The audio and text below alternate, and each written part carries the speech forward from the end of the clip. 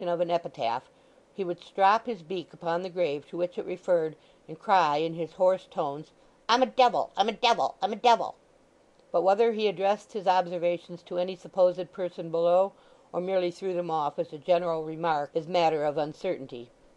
It was a quiet, pretty spot, but a sad one for Barnaby's mother, for Mr. Reuben Haredale lay there, and near the vault in which his ashes rested was a stone to the memory of her own husband, with a brief inscription recording how and when he had lost his life. She sat here, thoughtful and apart, until their time was out, and the distant horn told that the coach was coming.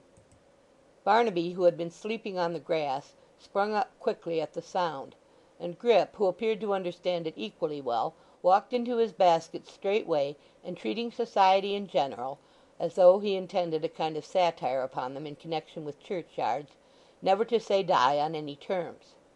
They were soon on the coach top and rolling along the road. It went round by the Maypole and stopped at the door.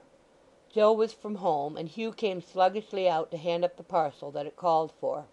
There was no fear of old John coming out. They could see him from the coach roof, fast asleep in his cosy bar. It was a part of John's character. He made a point of going to sleep at the coach's time. He despised gadding about. He looked upon coaches as things that ought to be indicted, as disturbers of the peace of mankind, as restless, bustling, busy, horn-blowing contrivances, quite beneath the dignity of men, and only suited to giddy girls that did nothing but chatter and go a-shopping. "We know nothing about coaches here, sir," John would say, if any unlucky stranger made inquiry touching the offensive vehicles. "We don't book for 'em, we'd rather not. They're more trouble than they're worth, with their noise and rattle. If you like to wait for 'em you can, but we don't know anything about 'em. They may call and they may not. There's a carrier. He was looked upon as quite good enough for us when I was a boy." She dropped her veil as Hugh climbed up, and while he hung behind and talked to Barnaby in whispers; but neither he nor any other person spoke to her, or noticed her, or had any curiosity about her.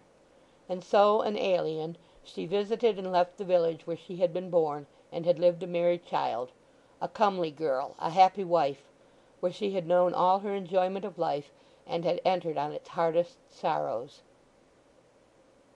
End of chapter 25.